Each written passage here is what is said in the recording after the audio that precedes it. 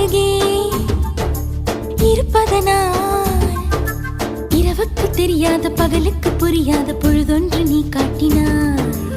இதயத்தில் நீ இருப்பதனால் நான் தூங்கும் நேரத்தில் என்னுள்ளே தூங்காமல் நெஞ்சுக்குள் வாயாடினாய்.